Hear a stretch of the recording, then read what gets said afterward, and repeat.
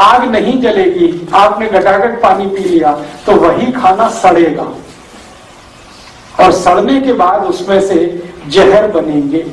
तो सबसे पहला जहर जो बनता है खाना सड़ने के बाद, उसका नाम है यूरिक एसिड।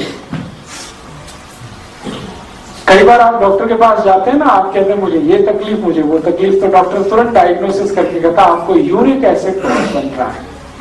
तो वो आपको कहता है ये दवा खाओ, ये दवा खाओ, ये दवा खाओ, ऐसे खाओ, वैसे खाओ, यूरिक एसिड कम करो। ये विष है यूरिक एसिड, और ये इतना खतरनाक विष है कि अगर आपने इसको कंट्रोल नहीं किया या बंद नहीं किया तो ये आपके शरीर को उस स्थिति में ले जा सकता है कि आप एक कदम भी चल ना सके, टोटली बेड रिडन हो जाए, बिस्तर पे ही आपको पड़ा रहना पड़े, पेशाब भी बिस्तर पे निकले और आपको संडास भी बिस्तर पे ही करनी पड़े। यूरिक एसिड इतना खतरनाक है, वहां तक लेके जाता है। तो इसलिए खराब विष है, अच्छा नहीं है, नहीं बनना चाहिए। और एक उदाहरण देता हूं, जब खाना सड़ता है तो यूरिक एसिड जैसा ही और एक विष बनता है शरीर में, उसी को कहते हैं LDL, लो डेंसिटी लिपोप्रोटीन, माने खराब कोलेस्ट्रॉल। डॉक्टर अक्सर आपको कहता है, आप जाते हैं ब्लड प्रेशर चेक कराने, डॉक्टर कहता हाई बीपी है, फिर आप पूछोगे कारण बताओ, तो कहेगा आपको कोलेस्ट्रॉल बहुत है।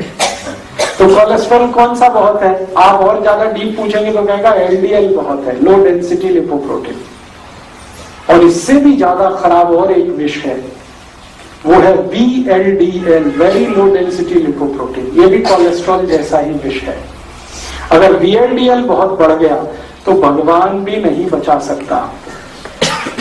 कितनी खराब स्थिति है शरीर।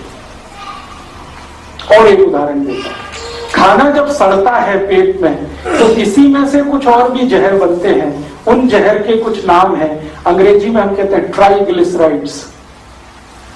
डॉक्टर आपको डायग्नोस करके कहता है कि आपका ट्राइग्लिसराइड्स बहुत बढ़े हुए हैं, समझ लीजिए विष निर्माण हो रहा है शरीर में।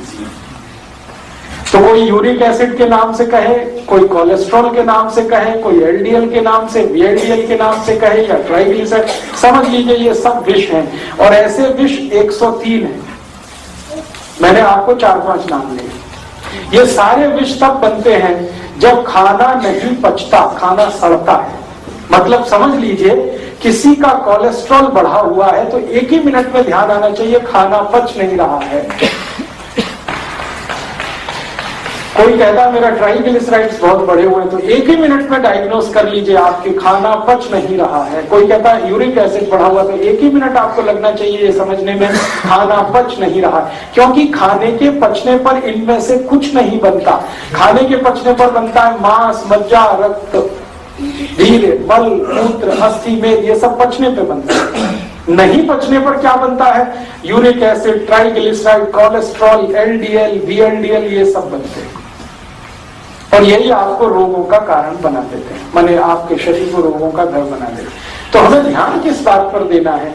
जिंदगी में सबसे ज्यादा ध्यान ये देना है कि जो हम खा रहे हैं वो पूरा ठीक से पचना चाहिए, और खाना ठीक से पचना चाहिए।